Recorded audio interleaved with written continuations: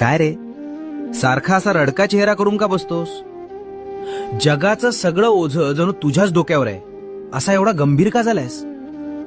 हे कसं होईल, ते कसं फिटेल, उद्या काय वाढून ठेवलंय, नुसता हिशोब करत बसलायस?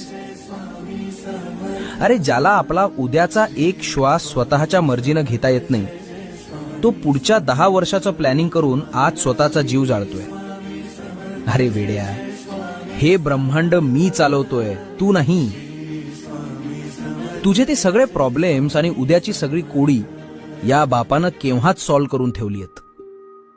फक्त योग्य वेळ आली की ती तुझ्या पदरात टाकणार आहे, आणि तू इथं उगाच स्वतःचा बीपी वाढवून घेतोयस. चल, तो रडका चेहरा आत्ताच्या आत्ता बदल आणि आधी एक मस्त स्माइल दे बघू. सोडून देते उद्याचं टेन्शन आणि हसून घे जरा, कारण तुझा उद्याचा